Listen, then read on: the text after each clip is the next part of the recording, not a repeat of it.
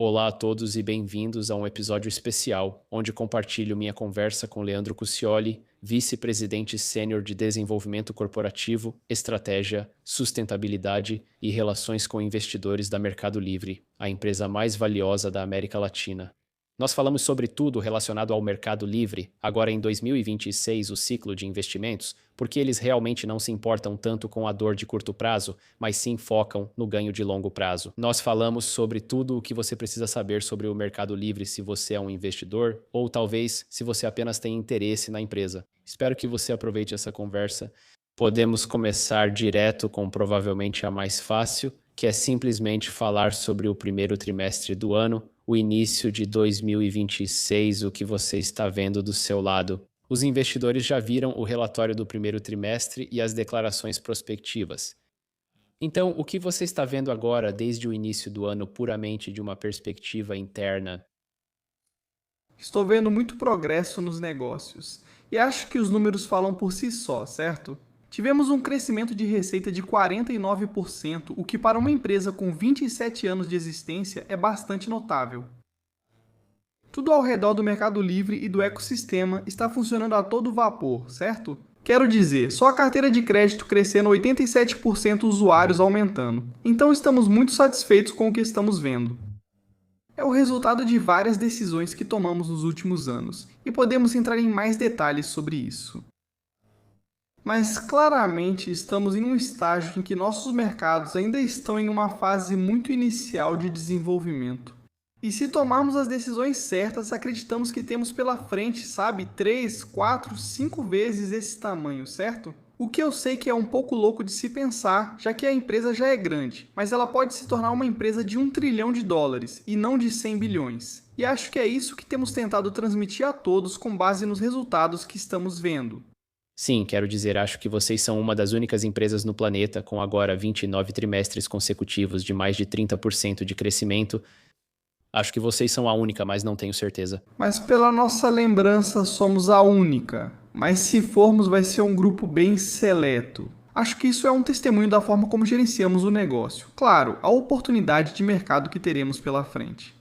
Crescer nessa taxa composta é muito difícil sem um mercado por trás. Mas o mercado está lá. Você precisa ir atrás dele. E eu acho que a forma como gerenciamos o negócio pensando no longo prazo ao longo do tempo valeu a pena. Agora estamos em um momento de grandes investimentos, esperando que em 10 anos ao nos reencontrarmos, isso gere resultados. Vamos dizer que não são apenas 29, são 41, 42, 50 trimestres de crescimento composto. Você falou de investimento.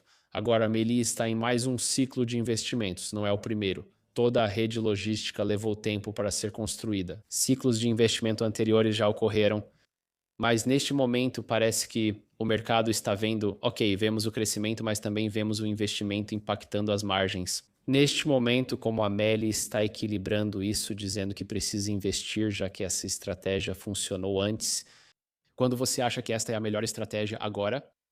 O outro lado argumenta que talvez alguns KPIs não estejam sendo alcançados e sugere reduzir um pouco os investimentos. Ou existem alguns sinais ou KPIs específicos que você está observando? Você está dizendo, sabe, sinais positivos, vamos continuar investindo. Sim, claro, e eu entendo as pessoas. Eu estive do lado dos investimentos quase toda a minha vida. E você procura por padrões, certo? E você tenta ligar as coisas aos padrões. E da última vez que fizemos isso, você sabe, provavelmente se lembra daquele período de 2017 em que, como você disse, construímos nossa rede logística. Nós fomos de um EBIT de 30% para menos 5%. Mas aqui não é nada disso, certo? Estamos falando de 15 para 7. Ainda assim, as pessoas comparam com algo que não considero ser a empresa atual daquele momento. Primeiro, porque não estamos tendo o mesmo nível de mudança que tivemos naquela época, basicamente começando a logística do zero. E segundo, temos outros negócios que estão gerando um fluxo de caixa muito saudável, o que ajuda a mitigar algumas das pressões de curto prazo do investimento, certo? Então estamos falando de 15% para 7, não de 30% para menos 5. Mas dito isso, eu acho que, e eu entendo algumas pessoas que dizem, bem, espere um segundo, 2 anos atrás você estava tendo um EBIT de 15%, agora é 7%. Você pode me explicar isso? Por que está fazendo isso? Acho que isso se relaciona ao que discutimos recentemente. O nível de crescimento, a oportunidade à frente que vemos é de tal magnitude que eu acho que provavelmente é isso que as pessoas não enxergam como nós enxergamos, como insiders. Então, eu vou te dar um número que para mim provavelmente é o que resume tudo. Um consumidor médio do Mercado Livre compra 10, 11 vezes por ano. Um consumidor médio da Amazon nos Estados Unidos, 50, 50.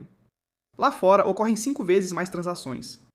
E você pode dizer, bom, não é o mesmo PIB per capita. Concordo, considere 20 desses. Ou 30, certo? Ainda assim, estamos falando de um número que é 2 ou 3 vezes maior.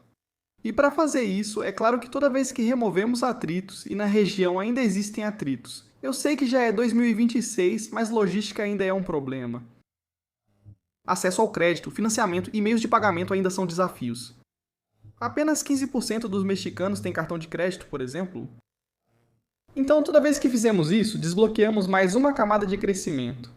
Acho que para nós, falando sobre sinais, enquanto enxergarmos esse crescimento à nossa frente, sabe, faz muito sentido sacrificarmos essa margem de curto prazo de 15 para 7. Porque, como eu digo para todo mundo, eu prefiro 7% de algo muito, muito, muito grande do que 15% de algo pequeno. Então essa é toda a narrativa. Mais do que uma narrativa, é isso que vemos. E enquanto continuarmos vendo esse crescimento, vamos continuar investindo, sempre com algumas ressalvas, como você sabe, ao operar um negócio na América Latina. Você precisa gerar fluxo de caixa, ter um balanço saudável, porque, como você sabe, está em uma região volátil por definição. Então, não vamos apostar a empresa nisso, mas dentro de uma compressão lógica de margens que podemos tolerar, não vamos otimizar para o curto prazo. Não. Não, justo. Quero dizer, especialmente se você comparar com 2017, a empresa hoje está em uma situação muito, muito melhor do que naquela época. Então você investe agora e ainda é lucrativo. As margens seguem boas, principalmente em um ciclo de investimentos. Então cenários completamente diferentes. Não é como se você estivesse jogando a lucratividade fora só para investir a qualquer custo. Não, e basicamente os KPIs. O que vemos no que estamos gerando em termos de frequência, com o consumidor voltando para aquelas transações que buscamos, é muito animador. Então, se você quiser chamar de valor de longo prazo desses clientes, ele mais do que compensa a dor de curto prazo que estamos passando. E por outro lado, essa compressão, se você olhar de 15 para 7 metade disso, é porque decidimos reduzir, você sabe, o limite para frete grátis no Brasil. Então, basicamente, agora R$19, que são 4 ou 5 dólares. Qualquer valor acima disso, você ganha frete grátis. E antes era R$79, então era 3, 4 vezes esse valor, certo? Então isso provavelmente explica uma grande parte da metade da compressão da margem. A outra metade é explicada principalmente pela nossa emissão de cartões de crédito. O cartão de crédito se torna uma forma muito importante para os consumidores entrarem no ecossistema, para terem fidelidade conosco. Nós temos prioridade com ele se somos nós que estamos fornecendo o crédito. Cartões de crédito têm essa regra contábil, que basicamente no curto prazo, se você emitir 100 dólares em cartões, você precisa provisionar para nós como se tivesse 100 dólares de exposição em empréstimos. Mas na realidade, muitas dessas pessoas vão usar o cartão apenas como meio de pagamento e vão pagar o saldo total no final do mês. E só cerca de 20% vão usar como cartão de crédito rotativo. Bem, as regras contábeis não fazem distinção quanto a isso, elas exigem que você faça provisão para tudo. Então, no curto prazo, há uma compressão nas margens à medida que você está emitindo cartões e ainda não tem cartões suficientes, sabe, no seu portfólio que já sejam lucrativos de coortes anteriores e que mais do que compensam as novas emissões. Isso desaparece com o tempo. Então estamos muito confiantes de que, sabe, os motivos pelos quais essa compressão de margem aconteceu estão totalmente sob nosso controle e foram gerados por nós de certa forma, em vez de serem impostos pelo mercado. Vou falar sobre o crescimento do crédito e a compressão do NIM em breve. Agora quero focar no seu principal mercado, o Brasil. Então, no Brasil, GMV cresceu 38% na comparação anual e os itens vendidos aceleraram para 56% e o custo unitário de envio caiu 17% na moeda local.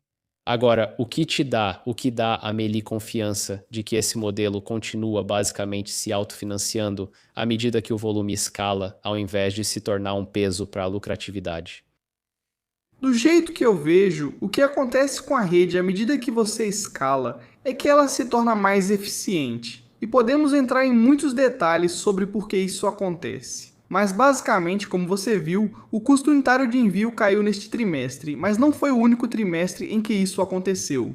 Esse é o terceiro trimestre seguido que isso acontece, desde que baixamos o valor mínimo para frete grátis. Então, por que não divulgamos isso quando olhamos para as transações no lado mais baixo do preço médio de venda? As transações em que você sabe os consumidores compram coisas de menor valor. Reduzir o valor mínimo para frete grátis faz com que muitas dessas transações tragam prejuízo à nossa lucratividade. Não é de se surpreender que, à medida que você desenvolve a rede e aumenta o volume, cada vez mais dessas transações se tornam positivas. Então, o que me dá a confiança de que isso não será uma máquina de perder dinheiro para sempre é isso. Há uma espécie de função degrau aqui. Ao reduzir o limite para frete grátis, isso afeta a sua rede, seguido pelo impacto em escala. E você basicamente volta para o azul em todas essas transações, ou na maioria delas. Agora, eu sempre digo aos investidores que, especialmente em grandes mercados como o Brasil ou os Estados Unidos, mercados com mais de 200 milhões de habitantes onde existem. Com igualdade de condições, várias empresas podem competir, como no Brasil. Eu acho que o varejo por si só sempre vai ter concorrência, sempre vai ser um negócio de baixa margem. A monetização desse negócio e o aumento das margens ao longo do tempo ocorrem via publicidade e por meio da sua operação de fintech. E de certa forma, sua plataforma de e-commerce te dá acesso aos clientes para monetizar de outras maneiras, certo?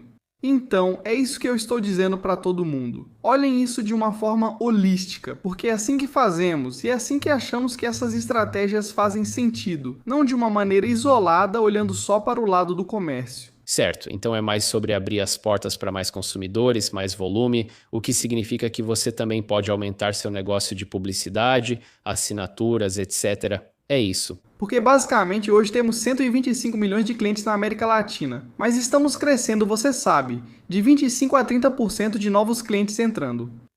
E você sabe, as pessoas quando entram são pessoas que, novamente, do ponto de vista de um mercado desenvolvido, às vezes é difícil imaginar. Mas essas são pessoas que estão comprando online pela primeira vez. E se você voltar para quando comprou online pela primeira vez, não sei, há 20 anos, 15 tanto faz, você não tentou primeiro com um iPhone. Bem, não tinha iPhone, mas você não tentou com algo tão valioso.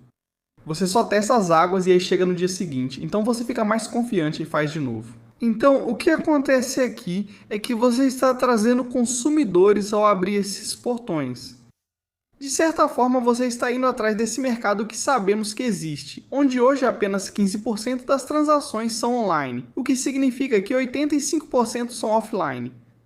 Então, temos muitas famílias aqui no México, no Brasil ou na Argentina que não estão acessando o mundo online ou estão fazendo apenas uma transação conosco por mês.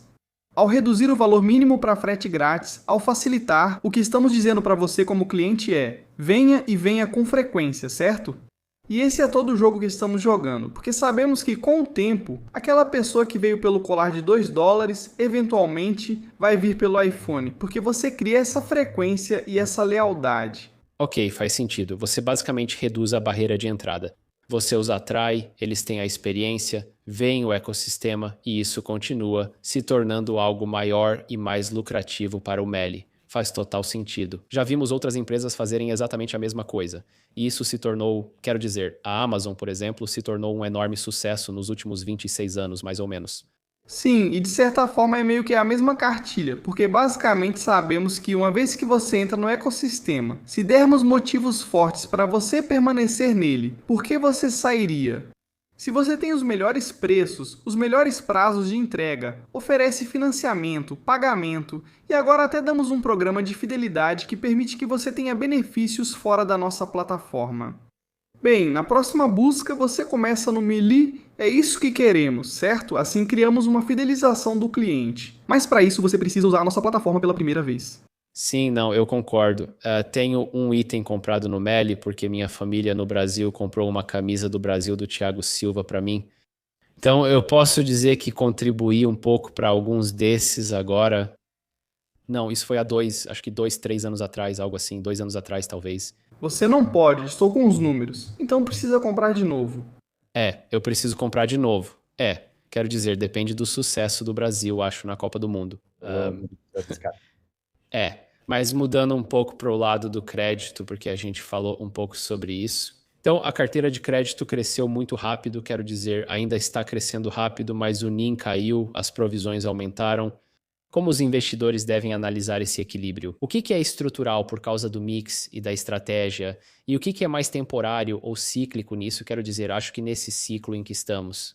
Sim, então a carteira de crédito continua crescendo em um ritmo muito rápido, porque ainda é muito pequeno, certo? Quero dizer, no contexto das coisas, certo? Então, é um portfólio de cerca de 15 bilhões de dólares, e a parte do Brasil, só para colocar em contexto, está em torno de 7 bilhões, metade disso. 7 bilhões de dólares em portfólio de crédito no Brasil não é nada em uma economia desse tamanho. Então, ainda somos uma fração muito pequena de qualquer banco da região, certo? Dos 5 ou 6 maiores bancos no Brasil ou no México.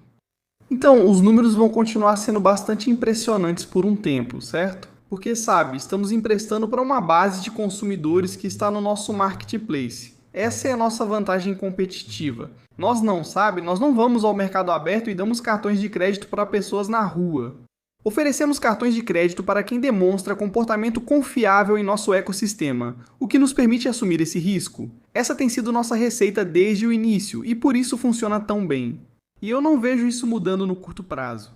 Agora, em relação ao Nemo, que é essa ferramenta muito imperfeita que nós temos para, de certa forma, mostrar spreads e lucratividade. Com o tempo, eu acho que o Nemo vai continuar caindo. E o motivo é porque o cartão de crédito, que estruturalmente tem um Nemo menor do que o crédito ao consumidor ou ao lojista, vai continuar aumentando sua participação no mix. Agora, é cerca de metade da carteira. Embora não tenhamos uma meta pré-definida de quanto queremos que seja, também sabemos que somos apenas o 6º emissor de cartões no Brasil, e o 5º é 3 vezes o nosso tamanho. E ainda somos muito pequenos no México. Então você precisa esperar que o mix continue tendendo para o cartão de crédito.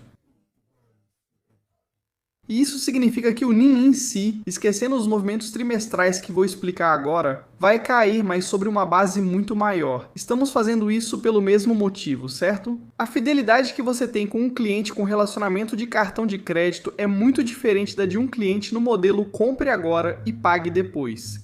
Você precisa reconquistar o cliente a cada nova operação de compre agora e pague depois, ou ele pode trocar de fornecedor. Quando você tem um cartão de crédito, a menos que esse cartão de crédito faça alguma besteira, sabe? Você simplesmente não troca de cartão de crédito. Você continua com o cartão de crédito, certo? Por isso estamos fazendo tudo isso, e de certa forma entrando conscientemente nessa trajetória do NIM. Agora, neste trimestre em particular, tivemos uma compressão no NIM por causa de uma ação que tomamos no Brasil. Isso foi para estender a duração do crédito para alguns consumidores de 5 para 8 meses.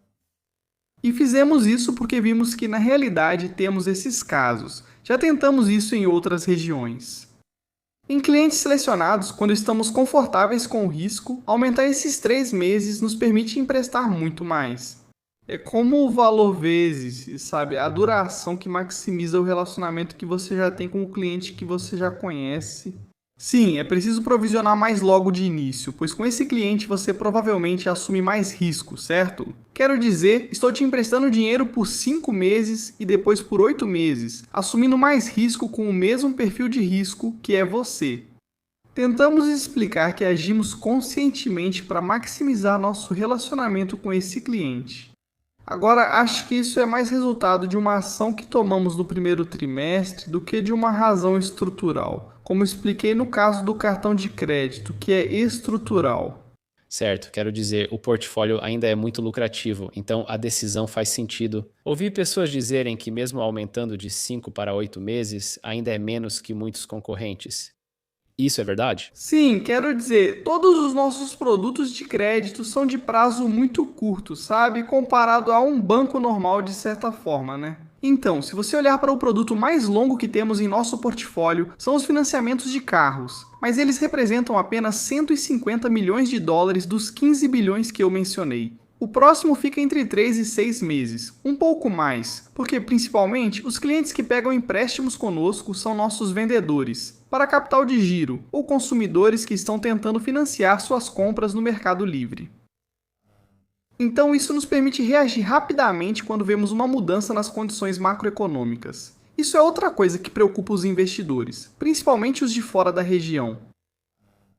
Quando eles veem o ciclo de crédito se deteriorando na Argentina ou no Brasil, etc., nós conseguimos reagir muito rapidamente. E pode-se dizer que temos um nível de granularidade nos dados da economia real que é praticamente inigualável, porque temos todos os setores, ou quase todos, representados no marketplace. Então, de certa forma, somos muito sensíveis a qualquer mudança nas condições para ajustar as taxas e o perfil de risco. É por isso que você vê uma carteira de crédito que vem crescendo há muito tempo em taxas muito altas e com um portfólio muito saudável. Ok, então acho que faz sentido. Você ainda está olhando para o curto prazo justamente porque pode ajustar muito rapidamente.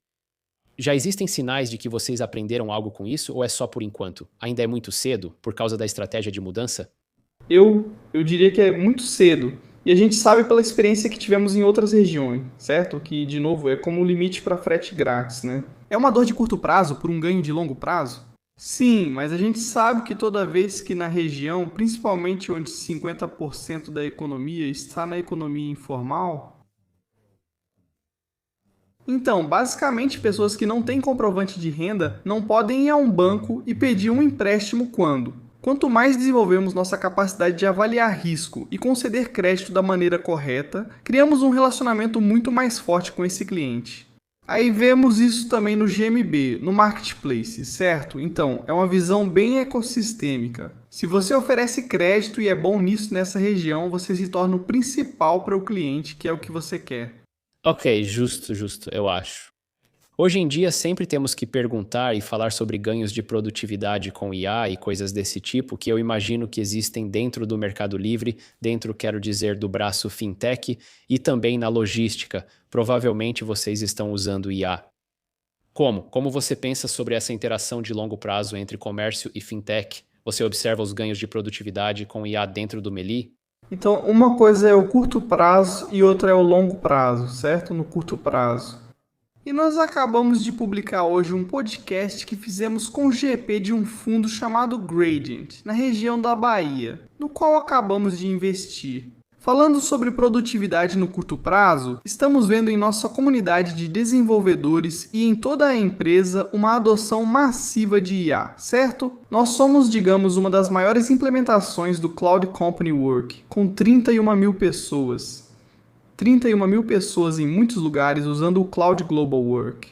Esse é todo o quadro de funcionários da empresa, exceto quem atua na logística e armazéns. Então, o que estamos vendo é uma explosão no uso, e você começa a ver diferentes tipos de coisas, sabe?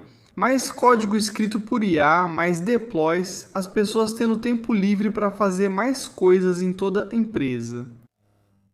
Agora, eu diria que esse é o curto prazo e isso é ótimo. Ainda estamos em um período, eu acredito, em que eu vi uma analogia de como quando o motor elétrico substituiu o motor a vapor.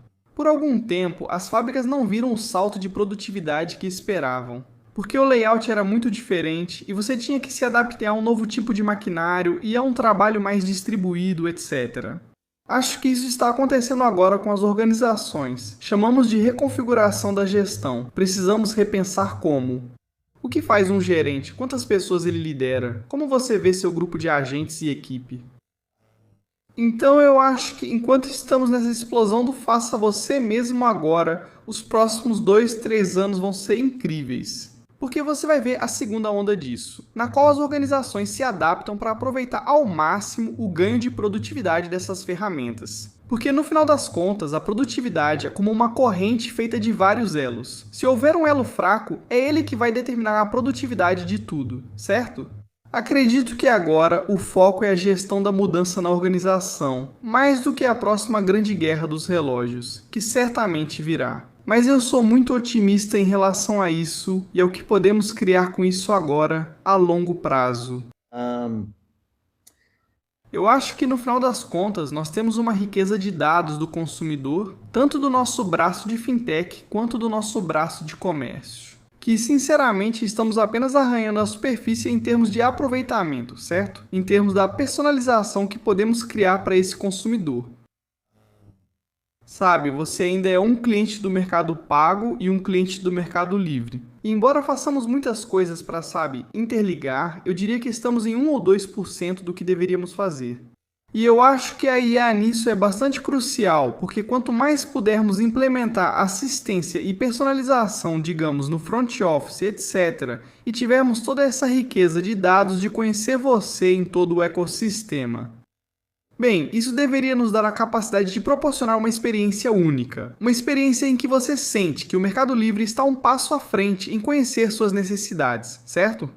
E essa é a visão. E isso pode ser pelo lado financeiro, pode ser para reabastecer sua despensa em termos de produtos. Pode ser que o seu aniversário de casamento com sua esposa esteja chegando e o Meli saiba disso e esteja te ajudando a comprar o presente para a sua parceira. Enfim, mas eu acho que estamos nessa jornada, então vejo cada vez mais que esses dois mundos de fintech e comércio estão interligados.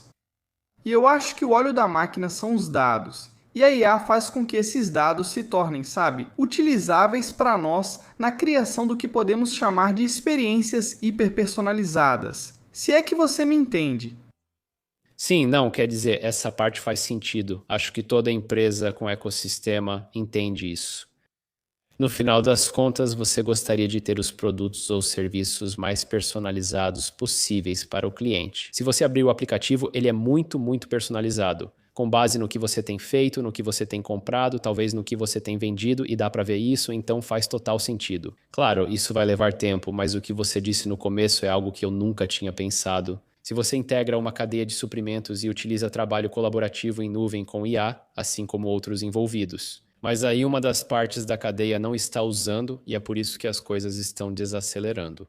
Acho que isso também é algo em que talvez a maioria das pessoas não esteja pensando agora. Elas acham que todo mundo está adotando IA, então todo mundo está avançando mais rápido. Mas se um elo fraco, digamos assim, está desacelerando tudo, então você pode estar usando IA todos os dias. Você pode achar que quer avançar mais rápido, mas sempre vai ter aquele, digamos, passo que ainda está um pouco atrás, o que significa que você vai acabar desacelerando. Acho que todo mundo vai adotar IA e avançar um pouco mais rápido, o que me leva ao próximo ponto. O que acontece quando você avança super rápido? Você precisa inventar coisas novas para fazer? Ou existe um roteiro? E se você atingiu, digamos, X% desse roteiro porque tudo avançou mais rápido? Você pode voltar e ver se as coisas precisam de revisões, mais ajuda, ou apenas continuar tentando coisas novas, extras. Ou talvez fusões e aquisições, não sei. Então eu acho. Eu posso pensar na resposta tanto do ponto de vista da Meli, quanto do ponto de vista individual dentro da Meli, certo? Mas eu vou te dizer do ponto de vista da Meli. No final das contas, temos tanto crescimento orgânico pela frente que eu não vejo fusões e aquisições. Quero dizer por quê? Por que realizar uma fusão ou aquisição? Às vezes, certo? Quero dizer você está buscando crescimento, está buscando acesso a um mercado, acesso a um segmento de produto, sabe? Só para complementar seu portfólio, etc. Nós sabemos, e você também, há vasta literatura sobre isso. Falei isso como chefe de fusões e aquisições do Mercado Livre. Não estou me beneficiando ao afirmar isso. Mas 50 há uma chance de 50% de que essas fusões realmente tenham criado valor ao longo do tempo, certo? E não é porque o Excel parece bonito, mas sim por causa da integração, da cultura e todas essas coisas. Nós sabemos que é aí que mora o perigo nos detalhes. Embora não descartemos fusões e aquisições, precisamos estar totalmente certos de que não conseguimos construir isso sozinhos, certo? Isso pode nos levar a agir. Pode haver uma urgência estratégica que nos faz dizer, poderíamos construir, mas só em 3 anos, e aí já seria tarde demais. Vamos fazer agora para isso acontecer, como já fizemos antes. Por exemplo, adquirimos uma empresa que tinha todas essas lojinhas de bairro, sabe, espalhadas pelo Brasil, para transformá-las basicamente em pontos de recebimento para o Mercado Livre. Assim, podemos enviar pacotes para lá e as pessoas podem devolver pacotes, agora chamamos esses lugares de places. Isso mudou a forma como as pessoas se comportam em relação a algumas categorias, como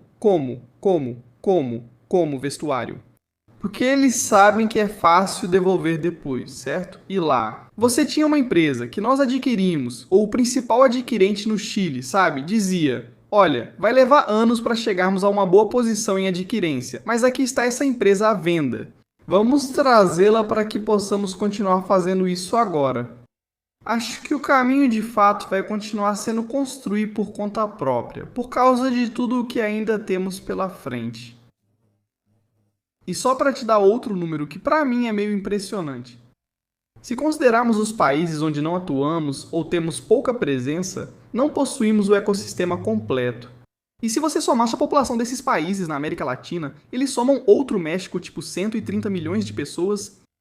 Então, lá fora, ainda existe outra camada de crescimento para o mercado livre, na qual você sabe, ainda não há ninguém lá, como muitos. Então, basicamente, não é uma questão de se vamos fazer isso, mas de quando. Então, eu diria que essa revolução da IA está nos dando a chance de fazer muito mais com as pessoas que temos.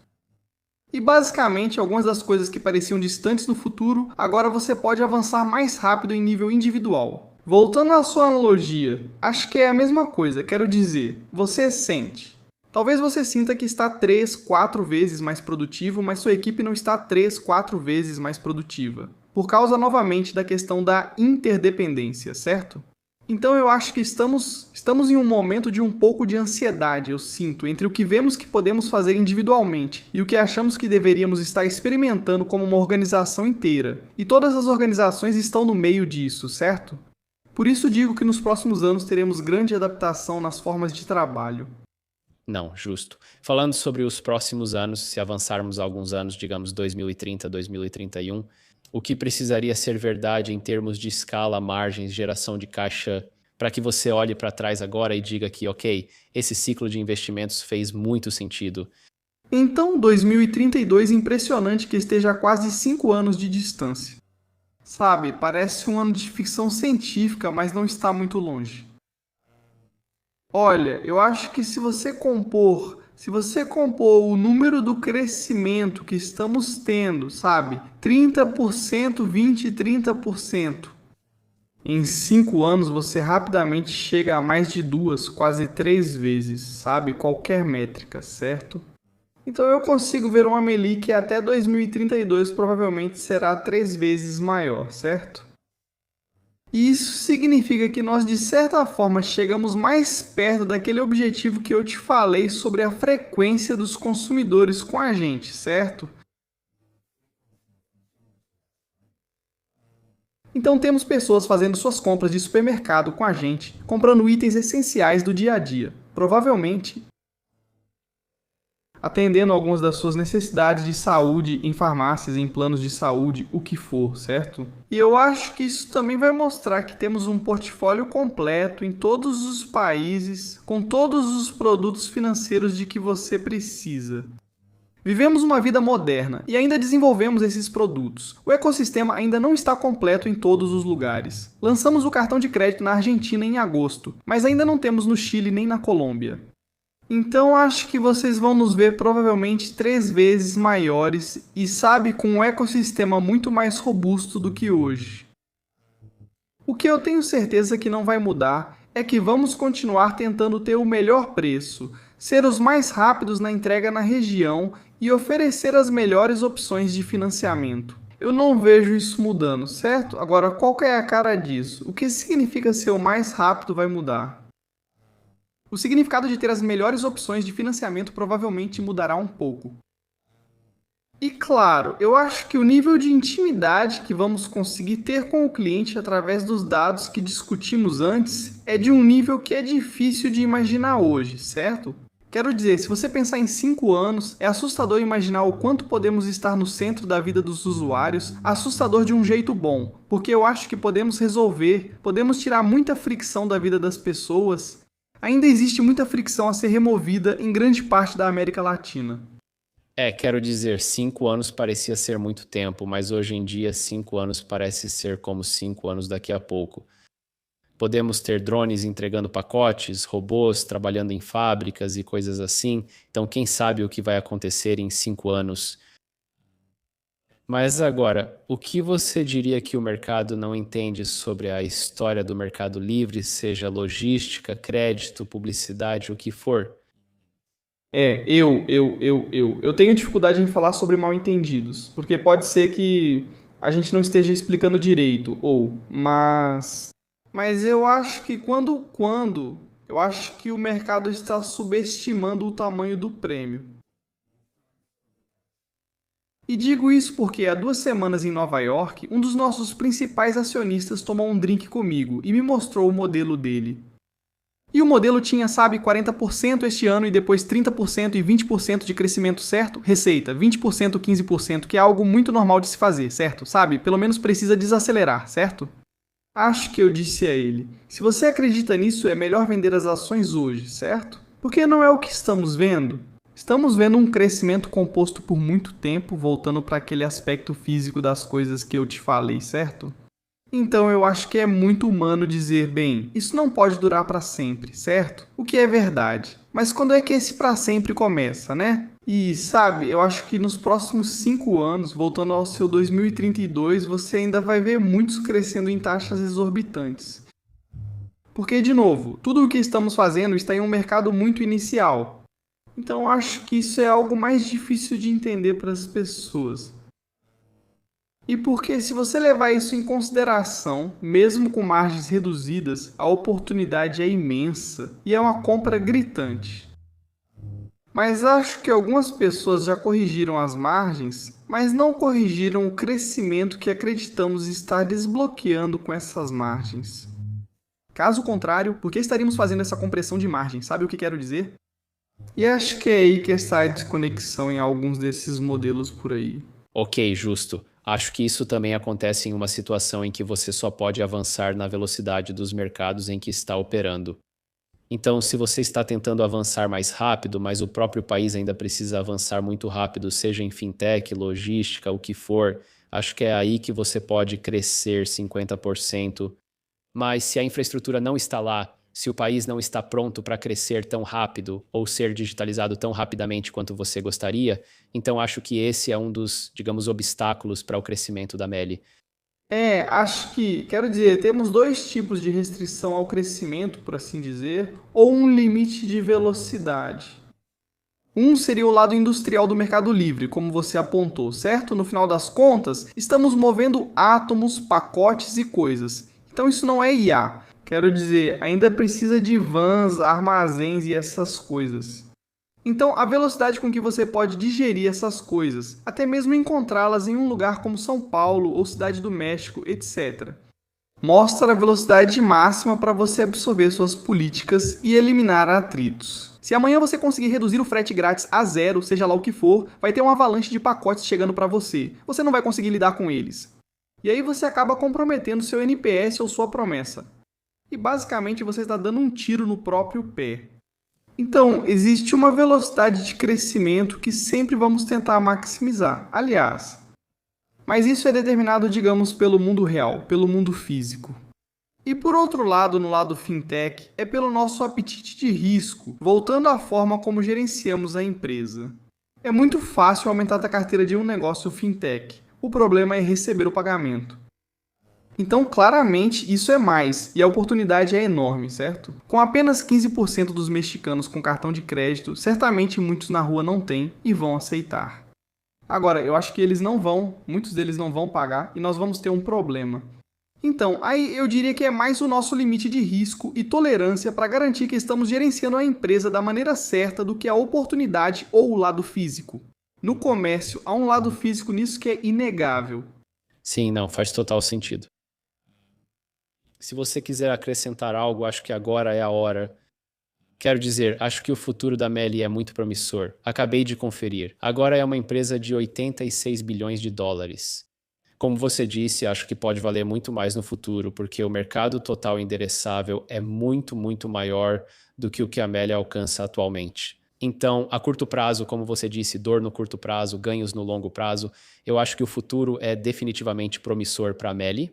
Eu concordo. Acho que se a gente... Você sabe, a Meli abriu capital com um valor de mercado de 600 milhões de dólares e se naquela época a gente dissesse que ela se tornaria uma empresa de 86 bilhões de dólares, as pessoas diriam que você está sonhando, certo? E você não constrói essas empresas nesse tempo.